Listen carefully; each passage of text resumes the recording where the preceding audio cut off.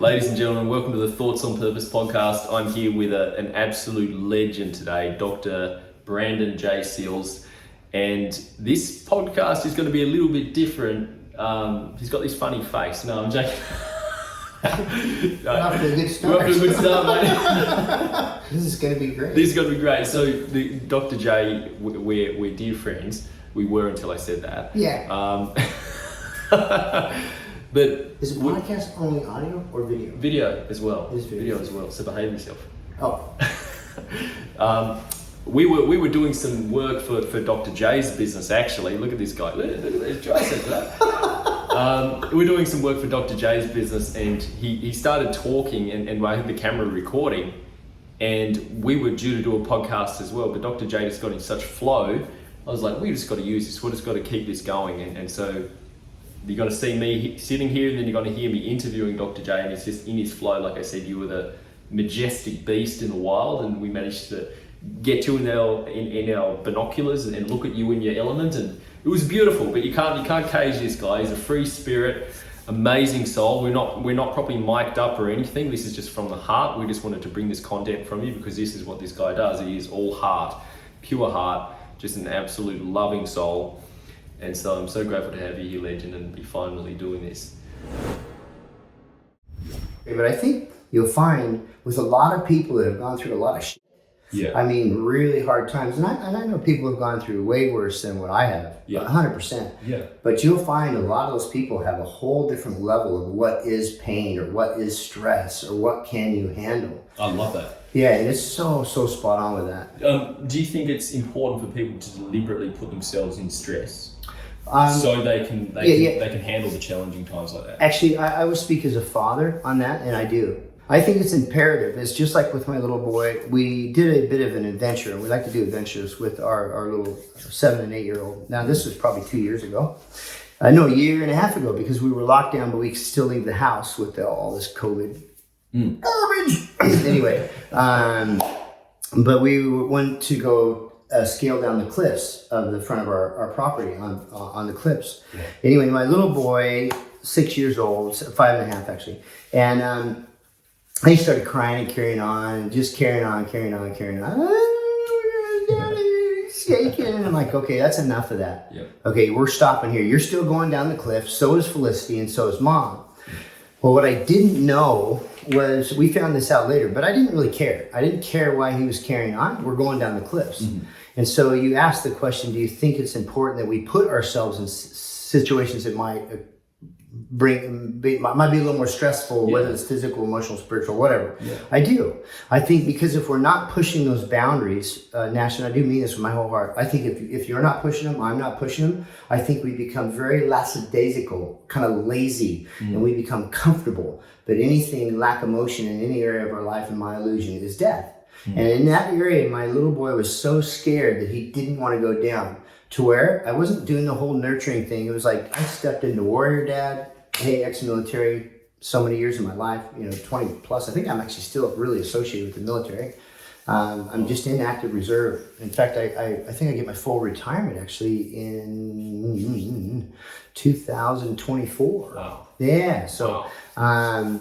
But anyway, the thing being is we ended up going down the cliff, and as a team, we forced each other to work through that, through Mom helping and Felicity helping and Cameron helping. And with a couple of adults, it was very safe. Maybe just kind of teeny little bit risky, maybe some might perceive. Yep. But when we got about halfway down, Cameron started to really relax. And then I had to start getting him to calm down because he wanted to go down faster. So then we get to the little cliff part where you had to have 2 people helping to scale down the vertical. And then he gets down to the bottom of that, Mom's down final, and then he ends up helping Felicity and Mom to actually come down on that last little bit. And when he got down to the bottom, he just was so proud of himself. Wow. But if we wouldn't have pushed that risk, he wouldn't have been so safe. Now, here's the interesting thing. And this is, I got to go into this too. But the interesting thing is what happened is about, I want to say about 12 years ago, 2 little boys were out walking on the cliffs at Blackman's Bay. Did you know this? I'm not too sure. One of them died. Oh yes, it is familiar. Can you tell me the story though, for the sake of the? Oh yeah, so one of these two little boys were walking down by our house, literally right down, our neighbors right next door. They walked right down in front of his house, and one of them literally fell off the cliffs and died. Done. End of story. Yeah, it is. So what I had found out afterwards, because I wanted to know to my little boy, I said, Cameron, when we sat down, Daddy son talk, Cameron, why were you carrying on like that? I said, that was, don't you think that was a little bit much? Kind of like a little bit of sissy pants, and I said, you knew Daddy was here, you knew you'd be safe, Daddy'd never put you in harm in any way, shape, or form, oh yeah, Dad, kind of thing. And I couldn't quite get it. And then Felicity, his sister, about 14 months older, she says, well, Cameron didn't want to die. I said, well, it's not going to die. I said, Daddy's right there, and Felicity, of course, my daughter, she's like, yeah, blah, blah, blah, she knew.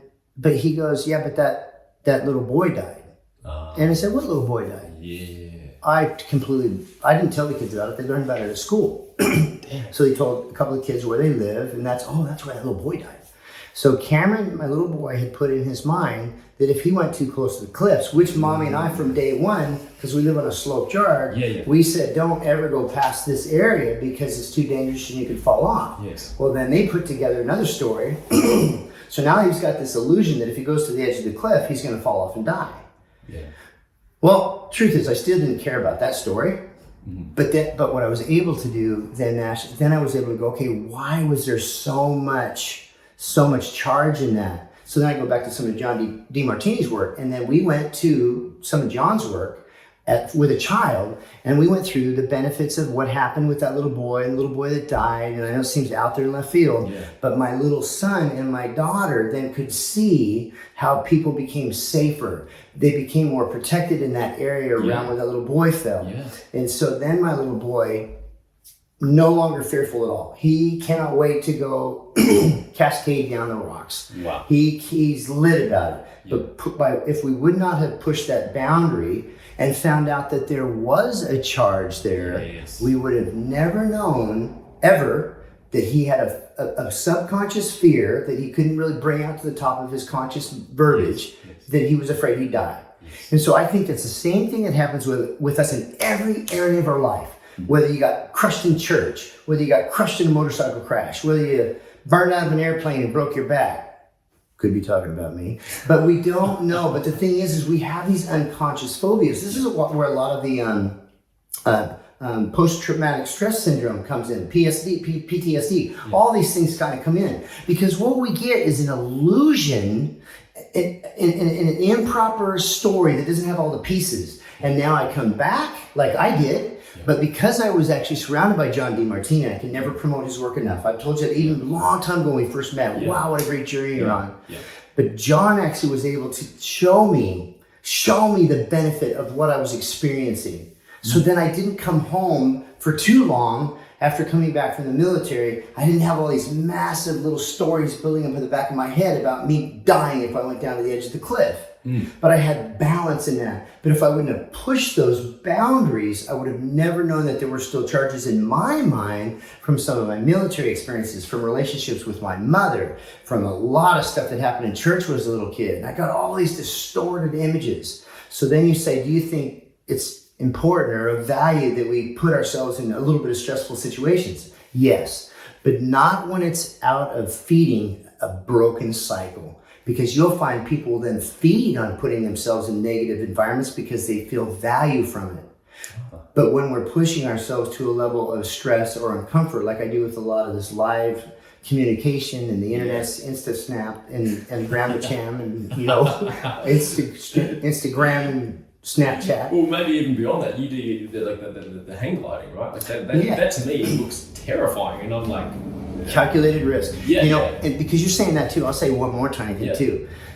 A lot of times, so I love my free diving. I love my scuba diving. I just love being up high in the air. I love riding my motorcycle. A lot of people say, oh, those are all testosterone things. You're high adrenaline freak. Well, no, not at all. Not at all. I'm an ex-military guy where we were go, go, go, go, go, go, go, go, go, go, go, go, go, and then go some more. Oh, when you're tired, go some more. And then, oh, by the way, go back because that wasn't done right. Go do it again, and then go some more. Yep. And it's more so, it's the presence of being in the moment. Mm-hmm. And I think you asked me earlier, what is it I'm after? I'm after trying to be an empowering tool to get people in the fucking moment.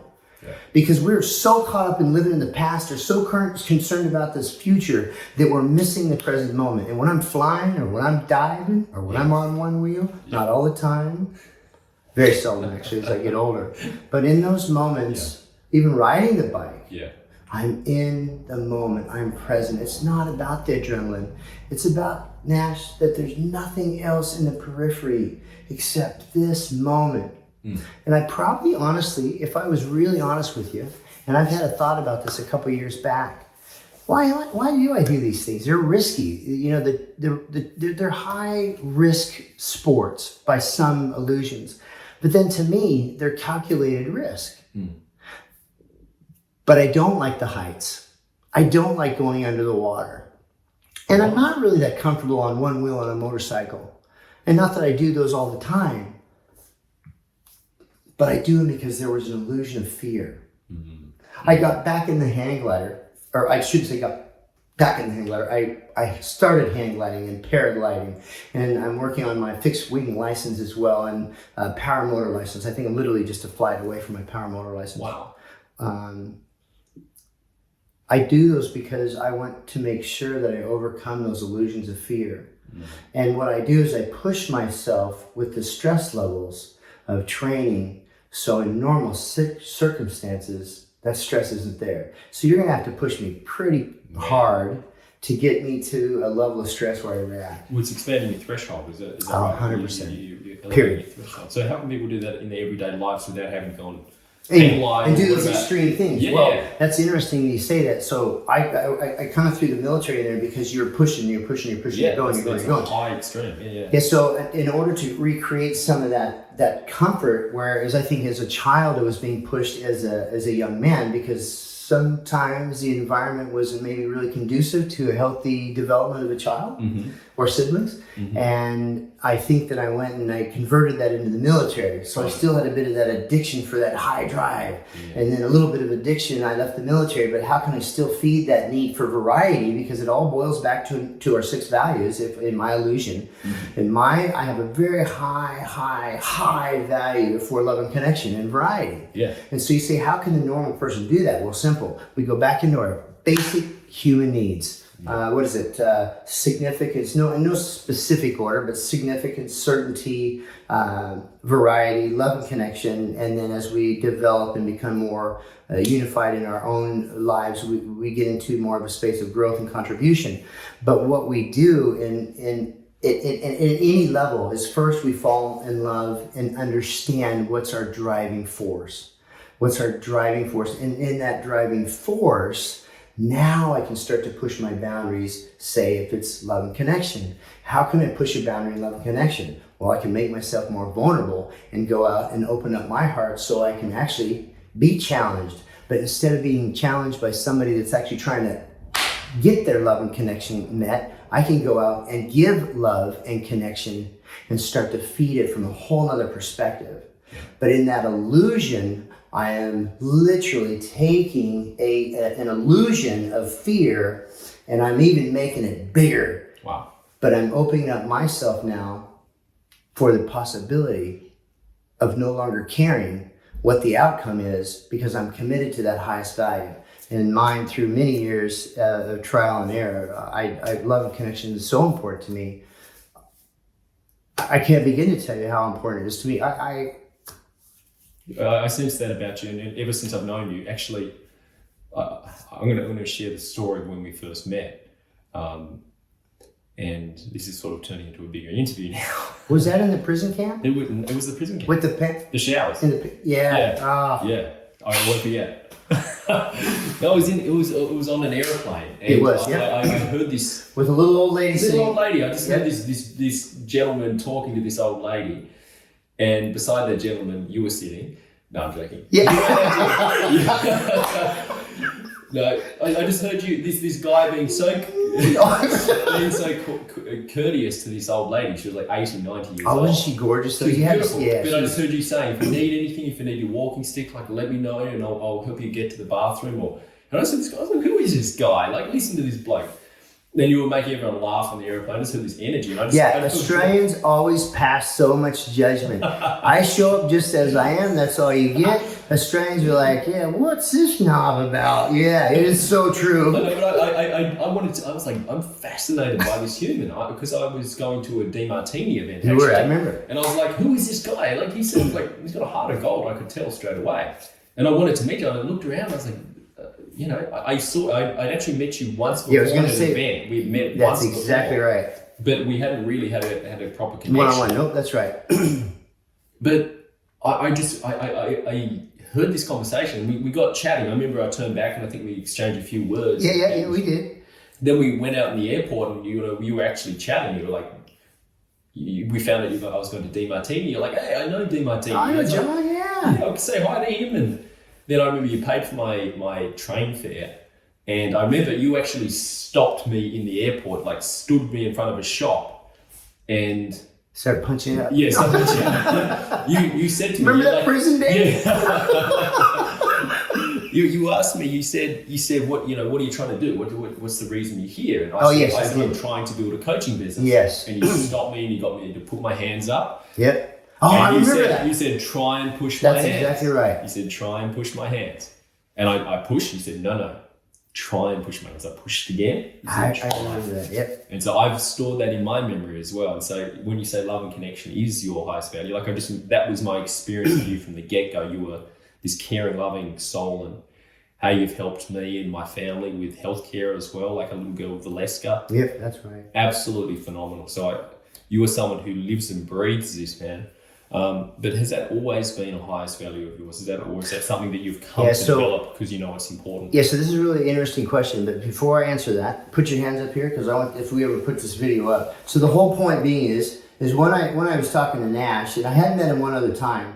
Not only that, I was in another seminar and I actually ran over to Nash. I ran 5K over where he was at the hotel, and I wanted to touch base with John in the morning to say, hey, look out for this guy. He's down in Tassie, and he's just a weapon. He's a beautiful heart. And apparently, didn't John end up having about 5 to 10 minute spill about me in the morning that I came over? No, he did. Yeah. And John is so beautiful. I've known John for a while, many years. I just love him. Amazing chiropractor, one of the biggest chiropractors in Canada forever.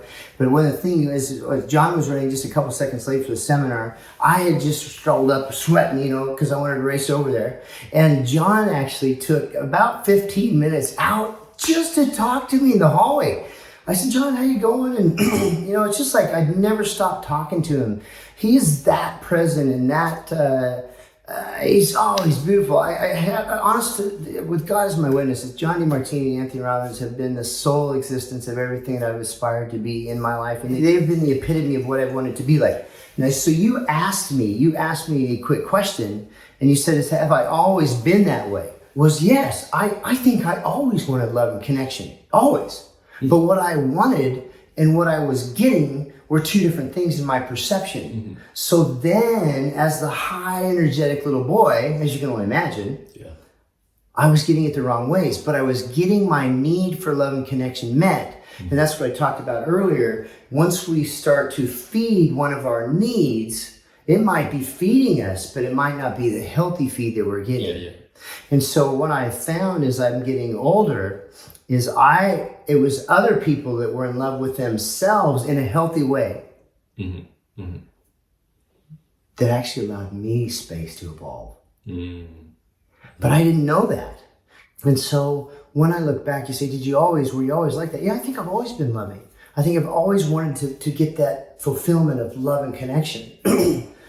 But I look back now I'm middle-aged. You're just beginning. Exactly right. But what is middle age? Am I middle aged or am I already down? I'm going down the other side now. What is when you get 60? What is that? Is that still middle age, or is that late? Is that considered old? What is age? Well, I don't know. I've always been perplexed by it because I got patients in the clinic that, you know, are in their late 70s and they're running, hiking, and doing all sorts of stuff. Yeah, it's such an interesting question, man. Like, I think that you're in your prime, brother. Yeah, because I'm young age then. Yeah. So in my young age, I'm starting to see that what those people did, those people that God or the universe or myself attracted into my experience, they gave me space. And in that space, it allowed the greatness in me to evolve. But I find that as I step back and allow someone their space, then we can actually get rid of a lot of those charges, those illusions of what love is or isn't. And then we can grow and we can evolve. And I think I would say, Nash, that that's the greatest gift that I could ever give anybody, is to be in their space, like with your hands. And instead of you trying to push my hands and then pushing them, I said, no, Nash. I said, try to push my hand. It pushed it again.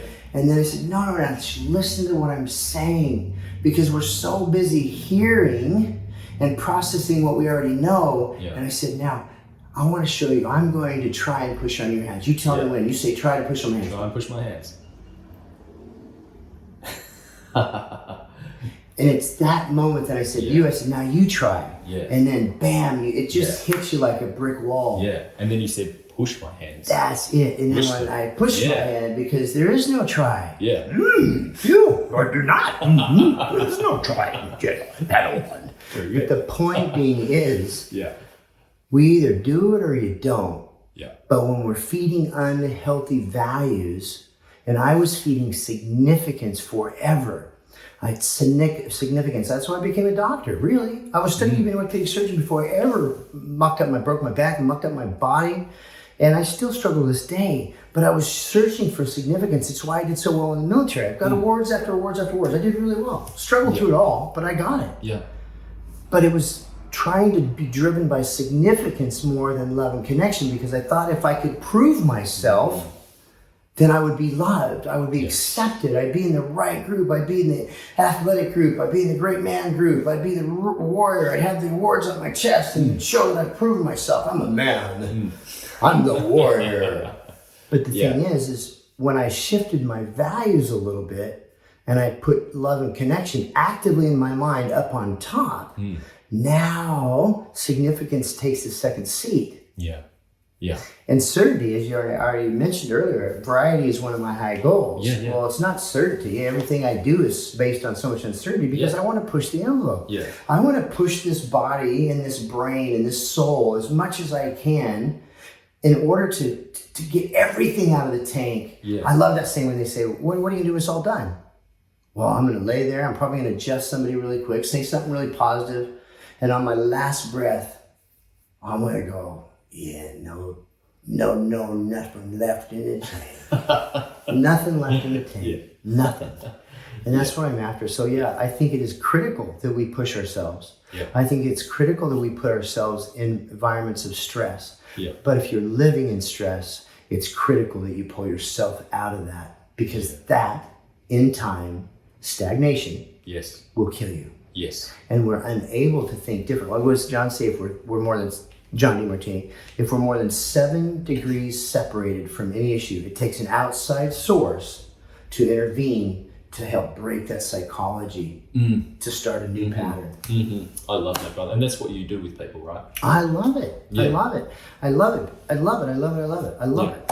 I love it. But I also want them to know me, still, even as a young man, even as a middle-aged man, I still want people to be able to go, oh, wow, he's kind of a dag. But gosh, he really shows up. He really cares. And why is that important for you to Well, because I think in being a great example and being consistent, like John Demartini and Tony Robbins, and as I've known you, you've been very consistent since day not. From the very beginning, even before the airplane, a little reunion that we met. You've been very consistent, but that consistency creates stability for everybody around us. And in that stability, then we're not alone. And this is one of the biggest things that I'm finding all around me is everybody's got their own psychology and they're just surviving, but they think they're thriving. They're kicking a few goals and making a little bit of money sometimes, or a lot of money, and they think they've made it. But what I do find is they end up being very alone. Yeah. And they're not getting that fulfillment because that significance, getting that money, getting that job, doing that journey, doing that travel. Well, I've done all that stuff. Yeah. I've been rich, I've been poor. Yeah. Yeah. And now, 3.5, 4 years away from 60, I'm the richest I've ever been in my life. Yeah. But it's not because of me. It's because I'm consciously allowing those around me to evolve. And I believe in my illusion, Ash, that's love. Yeah. And it's something I'm still growing through, but I've never understood it. I've understand commitment and being devoted, Yeah. but I think that's what we're really starving for. Yeah. And then if we don't have that love, we've just got, another goal to shoot for. Well, what happens when the goal's over? Yes. Well, you forgot the journey was over, you met the mark, and now I'm still alone. Yeah. Yeah. Wow. Powerful stuff. And so you obviously are now pushing yourself outside your comfort zone. You're very committed to your growth because I've always been committed. Yeah, but you know that's how, like, what the difference now is you're not committed to growth for significance. You're committed to growth to actually impact more people's lives, right? It is. It's funny too. I like that too. I said, I push the boundaries with flying and diving and motorcycle. Not as much on the motorcycle anymore as I get older because my body is starting to show the damage from the parachute accident. You're not old. What are you talking Well, no, I'm not at all. Good call. But sometimes my body, like I went for a ride on the bike a few weeks ago, and I probably should have cut off about 20 minutes of that ride. Yeah. So when I got home, I literally had to have my wife help me get my leg off of the bike, because you're on the bike and you're riding. It was a phenomenal ride with a mate of mine and another 1,400 Kawasaki Ninja. We had it was unreal. Both bikes lit up, and the guy was with Andrew. He's awesome. Apparently he used to ride monos all the way through town, one wheel and tickets and everything. He was always in trouble on the bike. And he's happily married now. But we had such a good time, just a couple of boys just hanging out. But the boundaries, when I talk about pushing those boundaries, I think it's more so because I want to challenge myself and I want to experience love at every level I possibly can. And so I know I can protect myself in a bubble, and I can maybe have perfect love. Yeah. But to me, being in a perfect little bubble is super religious. Yeah. It's super restricted. Yeah. It's super, there's nobody else's opinion than mine. I think it's why I became a chiropractor. I was literally studying to be an orthopedic surgeon. That was my whole intent in being a doctor. That was the whole goal, going medical school initially, everything. That was it. I wanted to be a bone doctor. I wanted to fix bones. Yeah, yeah. But the interesting thing is I ended up choosing a holistic, and it's constant battle. I'm constantly trying to battle to win someone's perception over to value their own health. Eat better, move better, stop addressing the symptom. Wait a second, man, don't go get an MRI on your shoulder or your back because it hurt for 2 weeks. Why in the hell is it hurting? Yes. Go back to the nervous system. Yes. Man, you're talking to an ex-paralyzed guy. Like, I am the patient. And I think that's why I push the boundaries. In my clinic, with my relationship with my kids, I want them to have tools that I never had. And I will still give them the non-gifts that my mother gave me. But because I know that by pushing hard or being distant sometimes like my mother did, she created this. Yes. And if I could get my kids to have this, even at a younger age, wow. Yes. That means they're just going to be out there, Nash, helping little old ladies on an airplane. I love that, brother. They're going to be out there in an airport saying, hey, push your hands against mine, try this. Yeah. Or they're going to be running 5K in the morning before a seminar even starts and going and talking to one of the top influential people in our living society today in spiritual and mental awareness, John Demartini. Yeah. Or they're going to be on the senior leadership team with Tony Robbins. Yeah. Yeah.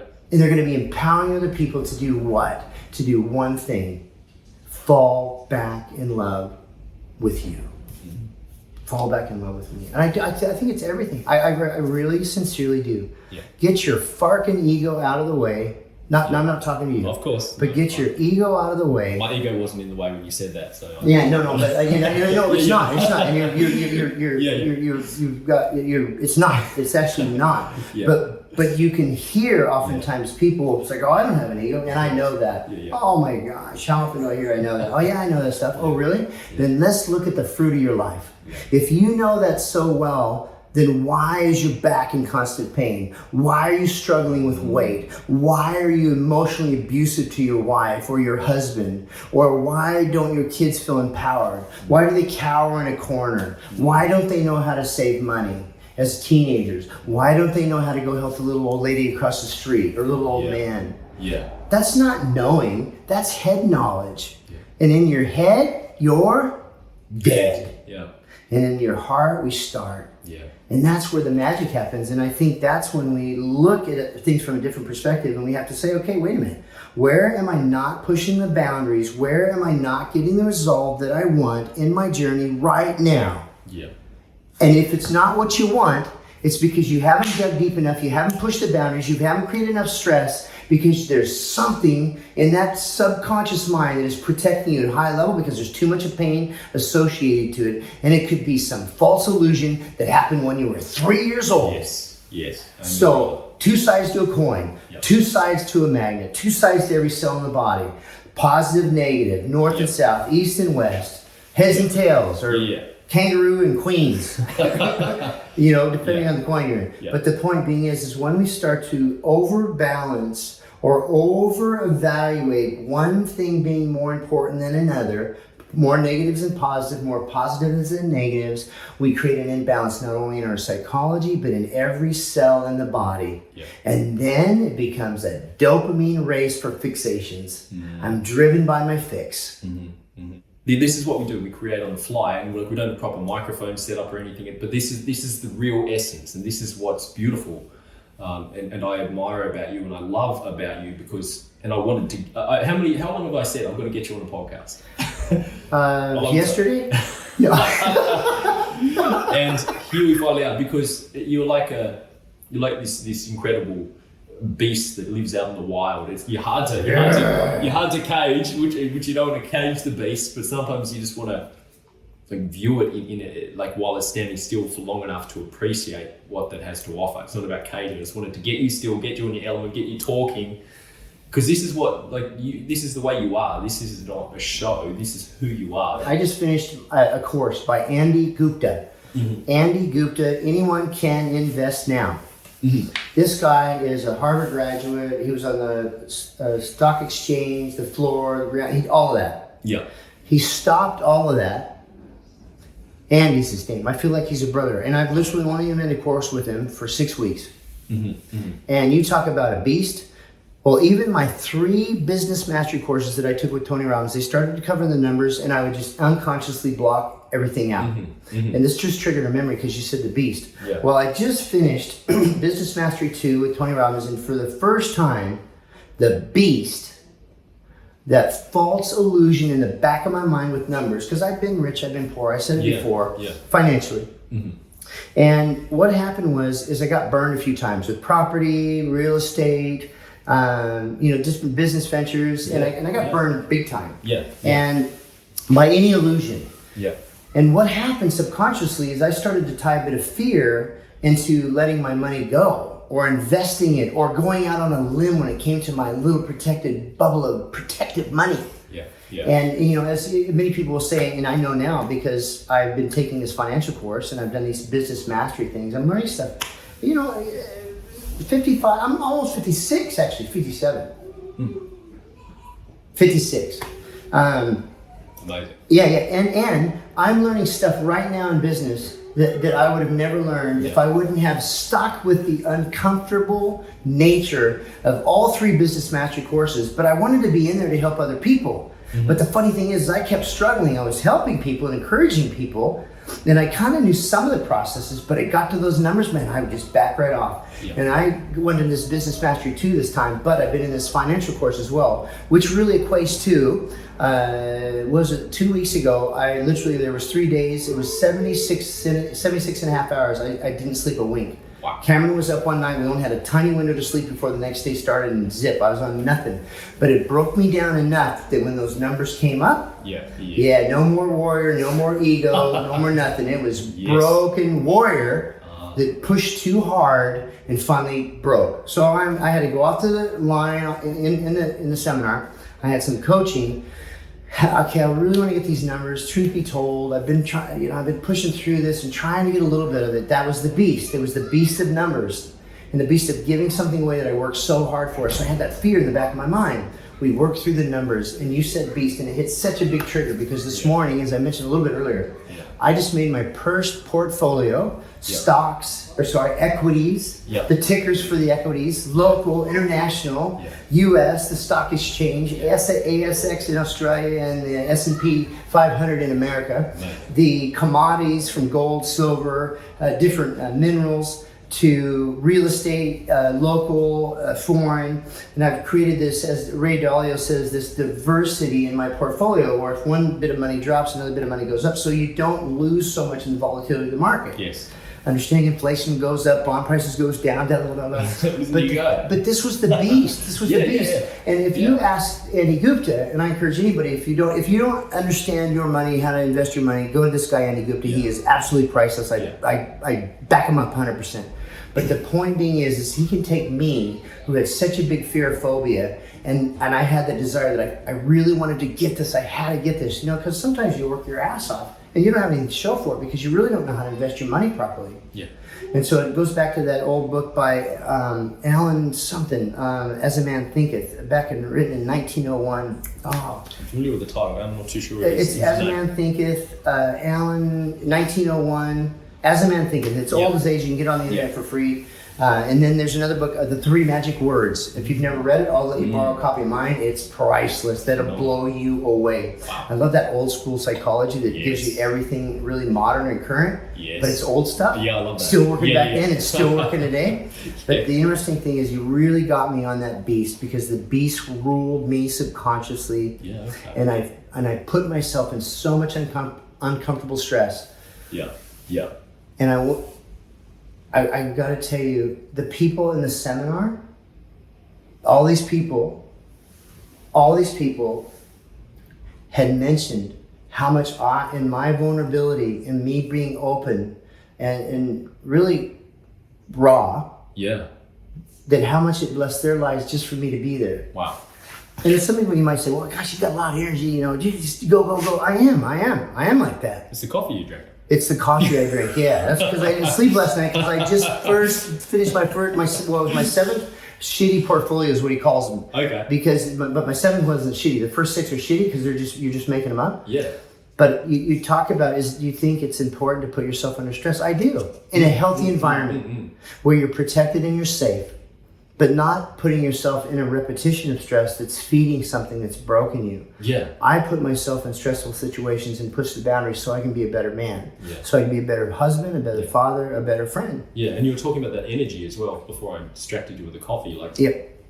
Where does this intense energy come from? Do you think it's because you're so committed to your growth? I think because nearly dying 3 times, real death, not just kind of makeup, falling 75 to 150 meters onto the flight line and saying that you might never walk again, that puts a different perspective in you. Mm-hmm. Being in the military and Operation Desert Storm and flying to different areas and being in different environments from third world to current world, you have the privilege to either grow bitter or better. Mm-hmm. We all have a choice. Mm-hmm. It's like I always say this, and I do lead to it all the time. But I say, you've heard it before, but we've got one thing that we can really control. One. Mm-hmm. What is it?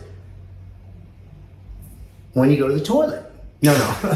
No. The one thing that we can control is how I choose to act or react to whatever's happening in front of me right now. Okay.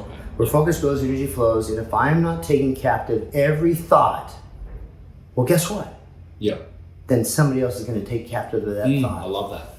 It's like Demartini says, any area of life you don't empower, other people overpower you in. Exactly right. And say it again, because I want everybody So to hear that clearly. any area of life you don't empower, other people over-empower you, or over-empower Over, you in. yeah, exactly right.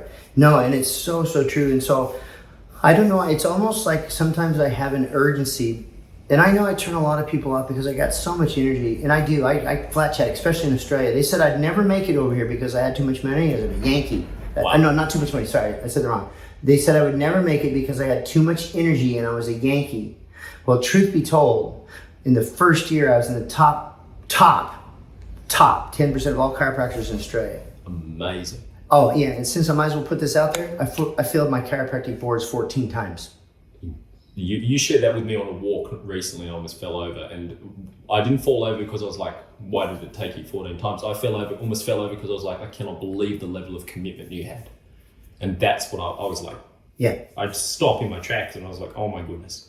Yeah. Like, that to me just spells out commitment. The little train that never quit. Yeah. And how masterful you must be now in that information, because it would have just A lot of proven it, so much. I reckon I've forgotten more than I've ever learned. But the thing is, I'm so committed to being my best. Yeah. And in my best, then I can deliver better health care. I can deliver more empowering tools to somebody else's psychology and my own. Yeah. Like this whole, I'm kind of stuck just right now, even though it's come and gone on the archetypes.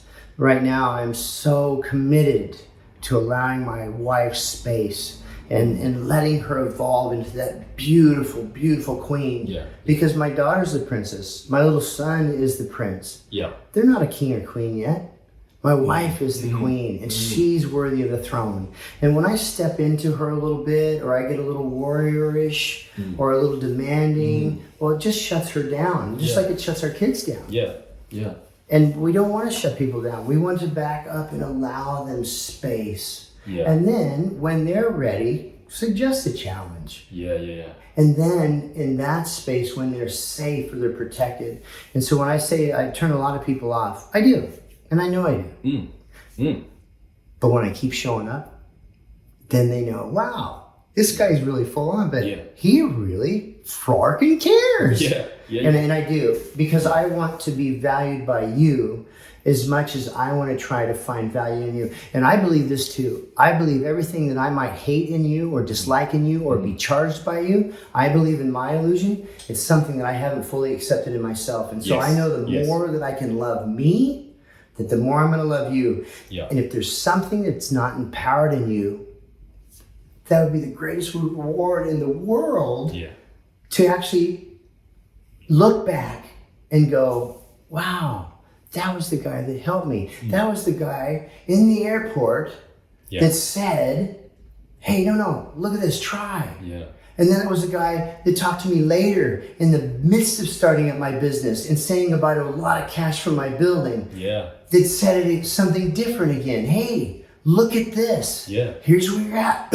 Serve one client powerfully at a time. That's One what at we're a time. talking And that's all we can do. We can't serve thousands at a time. Yeah. And that's a really funny thing. Tony does thousands and thousands of people. John DeMartini, thousands and thousands of people. But man, every time I'm around either one of them, even when we had 400,000, when he did his free experience when the COVID stuff hit, I still felt like he was talking right to me. Yeah. That's unreal. I want to have that gift. Yeah. My wife has been a teacher for now about 28 years. She is the bee's knees. She's a phenomenal primary education teacher. We've been together now for 10 years. She, even from the beginning when I know her, she'll have little girls and boys, now that are teenagers or in their 20s, they will come up to her and they'll go, oh, hi, Mrs. Shelverton. How are you? And my wife, every time, she'll be like, oh, hello, Shannon, or hello, little Tim, or hey, Timmy, hey, Mike, hey, how's your sister Teresa doing? And these kids with my wife have this major, massive connection, and it floors me. That's beautiful. But it's just like John DeMartini and Tony Robbins. They both know exactly who I am. Tony held me in his arms for, there had to be 20, 40 minutes at Fiji. When I come out of the military, and I shared with him some stuff that I went through, and I was broken in my spirit. Yeah. Tony, when I was over there at the Oneness seminar, I was not a speaker at all. He gave me the floor for 15 minutes when I talked about a couple of the experiences, including my parachute burn-in. And he gave me the floor in front of Meg Ryan was there. I just love Wow. her. I always had a crush on her. She even came up to me afterwards, put her hand on my lap out on the porch. Meg Ryan, who I literally had the biggest crush on, Yeah. her and Sandra Bullock, when I was growing up. And Meg Ryan put her hand on my lap in that moment of authenticity, which I try to be. I don't really try to be. I just don't have the energy, or I'm too stupid to be anything else, to be honest. But she put her hand on my lap, Meg Ryan, Yeah. on my knee, Amazing. sitting right next to Yeah. me, with tears in her eyes, and she said, "Your story touched me so much." And now, here I am thinking I wanted to just sit up even straighter, you know, and be that Get your really. flex on. How you doing, baby? You know, but I wanted to be so suave and debonair, and in my mind, I didn't want to minimize the power of that present moment, just like on the motorcycle or flying. Yep. It was only in that moment, and I put my hand on top of her hand, and I said, "Meg, you're so beautiful." I said, "It's about time," and she's like, what? What'd you say? I said, "Well, it's about time, Meg." I said her name right to her. I looked right at her. She had a couple of tears in her eyes. And I had my hand on her hand. And I said, "It's about time. It's about time you cry. I'm so sick of watching your movies and crying. It's payback." And she just had a little grin, a little smile, and she smiled. And I knew at that time, I just needed to step up and walk away. I didn't want to. Yeah. Oh, Yeah. no, I didn't. I wanted to chat. I want you to see how much I like you, Meg.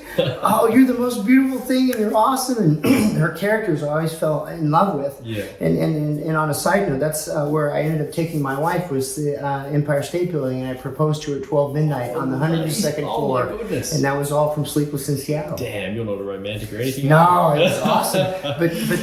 But when we talk about presence and we talk about where we're at, I can't emphasize enough. It doesn't matter where you're at. We don't need extreme things to get on track. Yeah. We just have to allow ourselves space to grow. Yeah. And try to get our ego. I love edging God out. Try to get our ego out of the way. Where are you not fulfilling your highest needs? Is it social life? Is it your spiritual life? Is it your physical life? Is it your relationships? Is it your financial life? Where is your life not bearing the outcome that you once dreamed of? And then step back into your greatness. Maybe step out of the warrior mode. Stop the fighting. Back off a bit. Stop the judgment, especially on yourself. And be simple in your approach to loving you at the level that you would love a child that you know needs your love.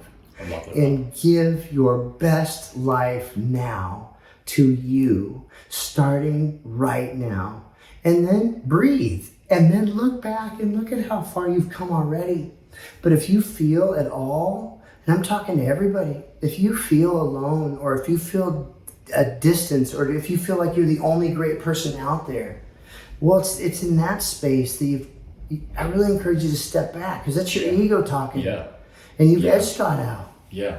Or if you feel it's just God, everybody's on the wrong path of religion, then that's another big break, and True. you're stuck in another True. path. Yeah. And so I know this has been really long. I hope people take time to listen to this, because what I'm giving you is a lot of hardship, a Yeah. lot of pain. Yeah.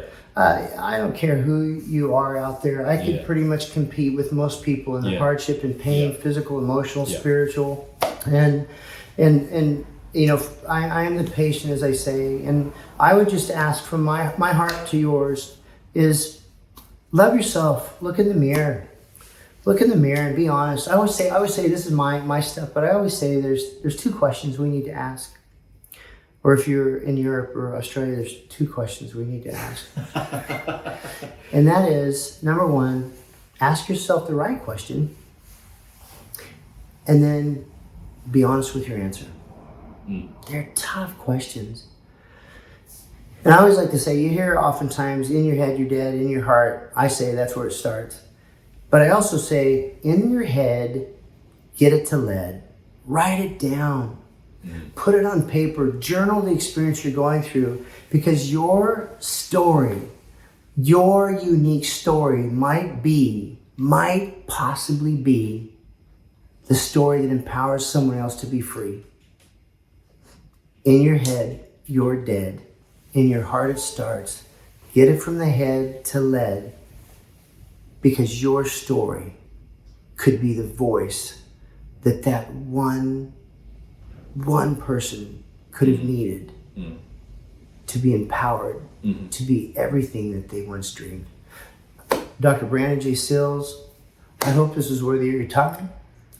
I will always show up. It's in my blood. It's in my commitment. And I'm hoping that I'm blessed enough to pass the great tools that I have been blessed with to my kids and to those people that love me. And we can always be better. We can always be more.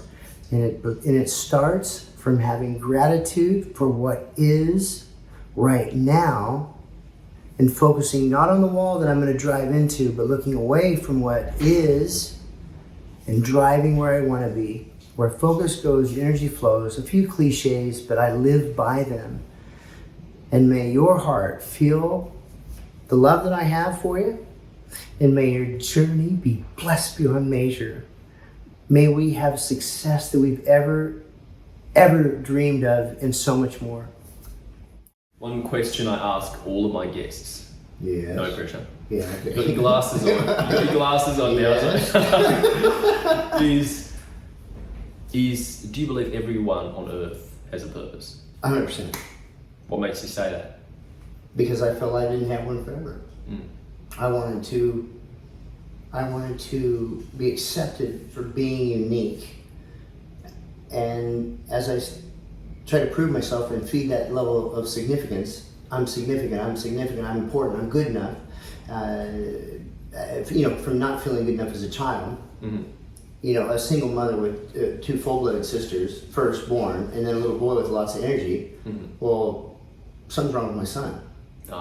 He's too active. He's running around the house. Well, we know now with education, you as a father as well, we know that little boys have a lot more energy. They think different. They develop slower mentally. Yeah. It's normal for a little boy to go run around. Yeah. So what did I spend my whole youth trying to do? Get my mother's approval.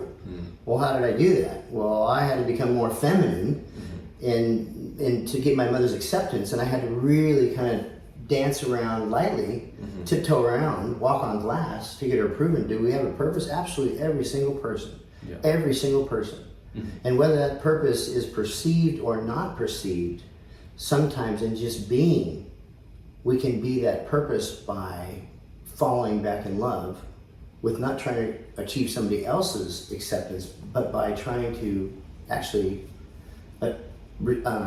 accept ourselves. Yes. When we create that space for ourselves to be loved, and then we start to accept that, then we fall back in love with our core values, and we find how we can move our values around a bit to where we can then start to see our unique qualities, and then our purpose will evolve, because it's no longer trying to get your approval or your approval or your approval. It's now me saying, okay, wait a minute, I'm going to get out of my flippin' way so I can find out how great I really am.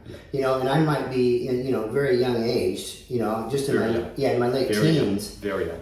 But I can honestly tell you, I love me. I look in the mirror and I go, man, you've done so good today. Or I'll look in the mirror and say, boy, you could have done better here. That didn't work out the way you wanted it to.